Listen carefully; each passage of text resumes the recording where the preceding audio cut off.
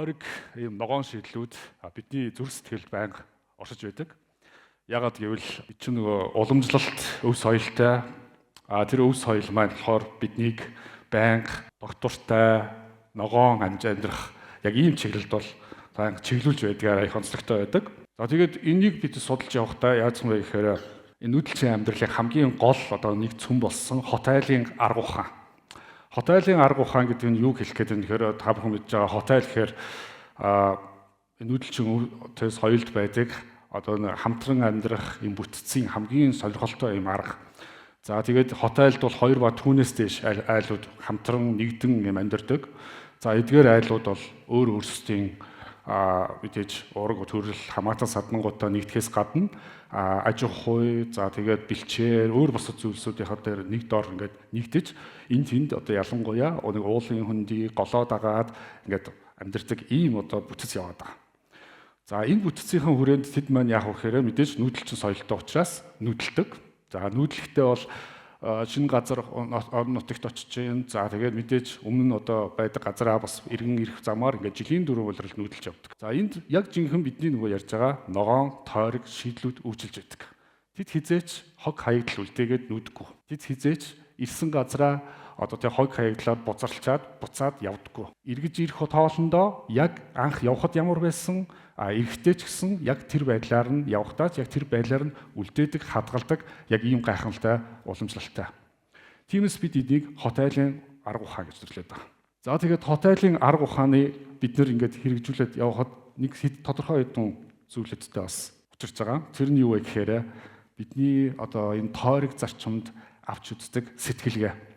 Хот айлууд бол яадаг вэ гэхээр бидний нүүдэлчин соёлд байгаа хот айлууд авлаа, бэлчээрээ ашиглалаа. Эсвэл одоо мал аж ахуйгаас малын нөөц ашиглалаа.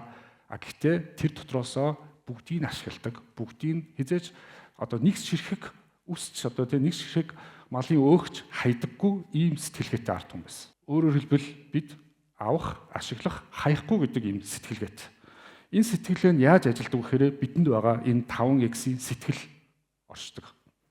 Энэ 5X-ийн сэтгэлийг бид өмнөх жилүүдэд нийгмийн нэгдлийн эдийн засгийн судалгааг Монголд хийх явцдаа олж илрүүлсэн. Хот айл бол нийгмийн нэгдлийн эдийн засгийн хамгийн гол суур хэсэг юм байна. Энэ суур оршин тогтнод гол шалтгаан юу гэхээр энэ 5 хайрладаг, байгалаа хайрлах, бие биенээ хайрлах. Хот айлын зарчим бол энэ дээр маш сайн ажилладаг. Тэгээ хамгаалдаг. Байгалаа, ан амьтнаа, мал аж ахуйгаа, эргэн тойрон байгаа уул усаа бүгдийг нь хамгаалдаг. Гэтэ ганцаараа биш хамтдаа. Хамтрах гэдэг сэтгэлгээ гарч ирж байна. Тэгээд түүнийг хуваалцдаг. Өг дээдсээс хойч үедээ хуваалцдаг, бие биентэйгээ хуваалцдаг, нэг нь байхгүй нөгөөхийгөө яах вэ? Дэмжиж хуваалцдаг. Энэ бүгд яах вэ гэхээр бидэнд хэмнэх гэдэг сэтгэлгээг бий болгодог. Бүх зүйл хэмнэгдэж байгаа. Дэлхийн одоо бид нар тасралтгүй маш ихээр ашиглаж байгаа зүйлийг маш богино хугацаанд яах вэ гэхээр хэмнэх байдлаар бид бүгд ашиглаж чаддаг гэсэн. Ингээд явхаар энэ хэмнэх энэ 5X-ийн энэ аргын цаана бид нар одоо ингээд нүүдэлчин соёл маань ингээд гайхамшигт нүүдэлчин соёл маань байж байгаа боловч бид явандаа одоо суурин амьдрал руу шилжиж байна. Энэ суурин амьдрал маань биднийг шин сэтгэлгээ рүү түлхэж байна. Энэ ямар сэтгэлгээ гэхээр аваад, ашиглаад, хай гэдэг сэтгэлгээ. Та бүхэн харж байгаах. Энэ аваад ашиглаж байгаа зүйлийнх нь ихэнх нь хаягдл болчдөг. Өөрөөр хэлбэл бид авсныхаа ихэнхийг хайж байгаа. Яг энэ суурин сэтгэлгээ. Суурин амьдралд. Маш өчүүхэн жоохон хэсгийг ашигладаг. Тэр өчүүхэн жоохон хэсгээс ашиг гаргах гэж, ашиг хүртэх гэж зовдөг бид өөрсдөө. Нөгөө талаасаа бид зөвхөн зовдгоо, дэлхий бас зовж байдаг. За дэлхий яаж зовж байна? Бид өөрсдийнхөө одоо яг бие мах боддороо зүгээр төсөөлөд бодоход хин нэгэн одоо эргэн тойрон байгаа ч юм уу хин нэгэн өөрсдийн хэрэггүй болсон зүйлийг таны энэ мах арьс руу чинь жигтгэж үзэл л та. Та энийг төсөөл сайхан мэдрэмж бид нар төрөх үү? Үгүй. Яг үнтэй адилхан дэлхий ч гэсэн яах вэ? Зовж байгаа. Дэлхий энэ зовх хэрээрээ бидэнд яах вэ гэхээр эргүүлээд юг авчирж байгаа нэхээр байгалийн одоо тэр гамшигт үзэгдлүүд. Ялангуяа давтамж нь нэмэгдэж байна, хүч нь улам ихсэж байна. Түүнээс гарах сөрөг үр дагаварт нийгмийн асуудлууд, давсгүй нийгмийн их асуудлууд үүсэж байна, соёлын асуудлууд үүсэж байна. За тэгээд түүнийгээ бид нар яах вэ? Шийдэх гэж эдийн засгийн хувьд маш их хохиролтой амьдарч байгаа. Маш их эдийн засгийн зардлууд гаргаал байдаг. Бас яах вэ? Нөгөөд маань хизээж шийдэгддэггүй. Тэгээд зөвлөхүүд бид нар яах вэ гэхээр нэлээд хэдэн жилийн өмнөөс энэ асуудлыг яаж шийдэх вэ? Жижиг дунд бизнесүүдтэй яаж ойлгуулах вэ? Тэгээ ойролцоогоор 5 жилийн өмнөөс бидний одоо эхлүүлсэн төсөлдөр бид нар эко тэмдэг гэдэг баталгаажуулалтыг ашиглаж эхэлж байгаа. Яагаад тэгэхээр жижиг дунд бизнесүүд тойрог ногоон шийдлүүдтэй болсноо гэдгээ баталгаажуулах нь энэ эко тэмдэг юм байна гэдгийг дэлхийд даяар мэддэг болсон байгаа. Дэлхийд дээр 400 гаруй эко тэмдэг ашиглагдаж байна 25 салбарт. Манай Монгол улсад бол өөрсдийн юм эко тэмдэг хараахан байхгүй. Тэгэхээр энд бид одоо энийг нэвтрүүлэх гээд ажиллаж байгаа.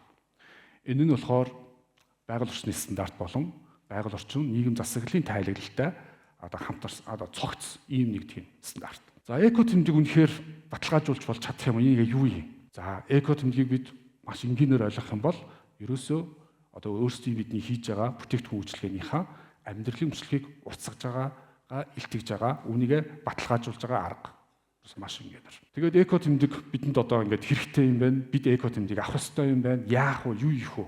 За тэгэхээр бид нар Монголын жижиг дунд бизнесүүдэд үүнийг хэрэгжүүлж болох маш энгийн аргыг бол танилцуулсан.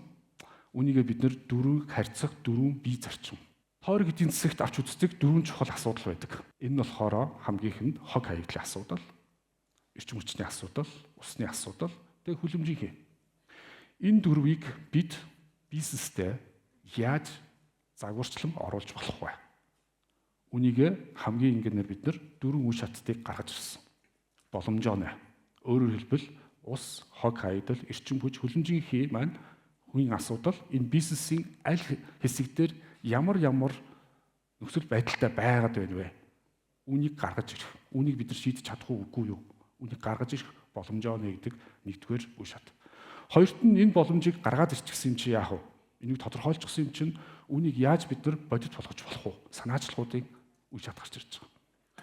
Энэ санаачлагын ард бид нар санаачлагыг илүү давтамжтай, тасралтгүй болгохын тулд яалтчгүй бодлоготой тусгах хэрэгтэй болж байна. Санхүүгийнхаа бодлогот, үйлдвэрлэлийн бодлогот, менежментийнхаа, засаглалын ингээд бүхий л бодлоготой бичиг баримтуудаа үүнийг тусгаснаар тасралтгүй ажиллах, тасралтгүй болох дадал маань эхлэх гэсэн үг. За үүний үр дүнд одоо бидний хүссэн хүлээж байгаа баялаг гэдэг зүйлийг бий болгоно. Энэ баялаг нь зөвхөн бизнесийн ашиг орлого гэхээсээ илүүтэй нийгэмдээ, соёлдоо, байгаль орчиндоо одоо эдийн засагтаа авчрах баялаг гэж та бүхэн бас ойлгож байна. Бид энэ зарчмыг яаж ашигласан юм бэ гэдэг нэг жишээгээ хуваалцъя. Бидэн дээр ирсэн нэг жишээл маш их олон бизнес эрхлэгчнэр ирдэг, өөрсдийнхээ асуудлаа хуваалцах хичээдэг, бид ч гэсэн зөвлөн туслах хичээдэг. Энэ дотор болохоор дөрвөн биеийн зарчмаа одоо яаж ашигласан бэ гэхээр бүх бизнесүүдэд тулгардаг одоо нэг асуудлыг ярьсан нэг бизнес ирсэн. Юу вэ гэхээр хүний нөөцийн асуудалтай байна. Нөгөө бизнесмен хүнсний үйлдвэрлэл явуулдаг жижиг бизнес гол одоо ажилтнуудаа одоо үйлдвэрлэлийн технологиос үйлсүүлээд гол ажилтнуудаа алдах гээд байна. Цалингийг үсгэж чадахгүй, нэмж чадахгүй байна. Тэдний хүсээд байгаа шиг. Цалингийг нэмэхийн тулд бид нэр борлуулалтаа нэмэгдүүлэх хэрэгтэй. Өөрөлдөд орлогоо нэмэгдүүлэх хэрэгтэй. Орлогоо нэмэгдүүлнэ гэдэг бол эргэлтийн хөрөнгөө, үйлдвэрлэлийн хүчин чадлаа, за тэгээд өөр бусад зүйлээ бол яах вэ? Одоо ялангуяа маркетинг дээр маш сайн ажиллах хэрэгтэй. Энэ бүгдийн ард мөнгө явж байгаа. Бид санхүүжилт хэрэгтэй. За тэгээд санхүүжилтээ олж аавн энэ бүгдийг хийх хэрэг цаг хугацааны үед бол нэлээд урт. Та бүхэн бол тийм аврах маргааш ихэд бүх юм шийдэгдэхгүй. Тэгээд бид параллелаар буюу одоо мэдээж энэ асуудлууд дээр шийдэхэд туслана. Гэхдээ хажуугаар нь бид тойрог бизнес загвартай болох хэрэгтэй юм байна гэдэг зүйлсэн. Тойрог бизнес загвар гэдгийг бол анх мэдээж ойлгоход маш хэцүү байсан. Гэхдээ энгийн шийдлүүд байгаамаа. Яг гэвэл бид үүнийг мэддэг. Гэхдээ хэрэгжүүлж чаддаггүй. Тэгээд тухайн үйлдвэрийн хувьд бол яг гэхээр эрүүл ахуйн одоо нөхцөлөө хангахын тулд үйлдвэрийн бүх ажилтнууд өглөө болон орой байнга одоо усанд ордог. Тэгэхээр яг гэхээр шүршүүр болон одоо цорог крантууд нь бидний мэддэг уламжлалт хэлбэртэй байсан. Үүнийг өөрчлөх хэрэгтэй юм байна. Яаж хэмнэлттэй болох вэ? За тэгээд яг гэхээр сенсортой буюу мэдрэмжтэй тийм шүршүүр болон усны цоргуудыг байршуулсан. 1 сарын дараа усны төлбөр гарсан. Төсөөлж ирснээс маш том өөрчлөлтийг бизнес эрхлэгчид авчирсан. Тэр нь юу байсан бэхээр хүний нөөцөөс алдах гадсан 3 ажилтныхаа үндсэн цалинг өрсөлдөгчөөс өндөр түвшинд авчрах хэмжээний хэмнэлтийг бий болгосон байсан зардал дээр. Өөрөөр хэлбэл тэр 3 хүнийхээ үндсэн цалин нэмэх боломжтой болсон. Тэр зөвхөн усны хэмнэлтээс. Энэ усны хэмнэлт нь тухайн бизнест маш том одоо бизнесийн эзний сэтгэлгээнд маш том өөрчлөлтийг авчирсан. Нөгөө авах, ашиглах тэгээд яг юу хийж болох вэ? Болдгийм байна. Ашиглахдаа бид нар яаж ашиглах вэ? Авч болно. Яаж ашиглах юм? Тэгээд үр дүн нь юу болж болохыг тэр бизнес өөрөө олж харсан. Энэ зөвхөн усан дээр нь бид нар ажиллаагүй. Эрчим хүчин дээр нь, халаалтан дээр, байш одоо тийм нөгөө орон зай ашиглалт гэдэг нөгөө бүгдэн дээр нь ажилласан. Зөвлөгөөний дараа тухайн бизнесийн удирдлагатай уулзсан. За окей. Та нар яг юу хийж чадав? Бид юу хийж чадав? Мэдээж хэмнэлтийн тухай ярьцгаасан. Гэхдээ маш сонирхолтой зүйлийг бас хэлсэн. Энэ бизнесийн удирдлага буюу бид зөвхөн бүгдийг хийгээгүй. Энийг бүтээхэд манай одоо ажилтнууд бидэнтэй хамтран ажилладаг түншүүд, биднээс худалдан авдаг хэрэглэгч нар бид бүгдийн хамтын оролцоо байсан. Өөрөөр хэлбэл бид хэмнэлсэн, хамтарсан, хуваалцсан, хамгаалсан, хайрлсан. Яг энэ үгийг тэр хүн хэлсэн. Тэгээд тэндээс би бодсон. Бидний өмнөх жилүүд хийжсэн нийгэм эв нэгдлийн эдийн засгийн судалгаанд хот айлын ухаанд яг энэ сэтгэлүүд байсан. Яг энийг тэр хүн адилхан зүйлүүдийг хэлсэн. Тэгээд энэ дундаас юу олж харсан бэ гэхээр бид суурьшиж байна, суурьшмал болж байна, хотын амьдралтай болж байна. Хот айлын хувьд үүдэн нээлттэй байдаг бол хотын амьдралд бол юу вэ? Хаалганууд бүгд хаалттай, үүд нь хаалттай байдаг. Түгжээтэй байдаг. Бид биенийг танихгүй ч бод. Гэхдээ л бидний зүрх сэтгэлд тэр ногоон, тойрог шийдэл тэр энэ 5x сэтгэлгээ бүгдээрээ оршицоор байгаа юм байна. Энэ үсэл бид энэ ногоон тойрог шийдүүдийг хийж чадах юм байна. Яг энэ тойрогуд маань ногоон болох юм байна. Дээрээс нь хамгийн чухал зүйл юу вэ гэхээр энэ Монголынхаа энэ өв соёлыг зөвхөн нэг хадаалах төдийд биш. Дэлхийн доктортой хөгжилд ийм арга ухаан байдгийн байх шүү гэдгийг бас хуваалцах болох юм байна. Бүр чухал зүйл нь вэхээр энэ цугларсан бүх бизнес эрхлэгчид одоо бүгдээрээ бизнесээ ногоон тойрог бизнес загвартай болгосноор ирээдүйдээ бид нэр илүү доктортой амьдралыг бэлгэлж чадах юм байна. Тэгээ энд бол бид нэр оройтойгүй одоо ч эхэлж чадна. Тэгээ бид бол та бүхэнд бүгдд нь туслахад бэлэн байна.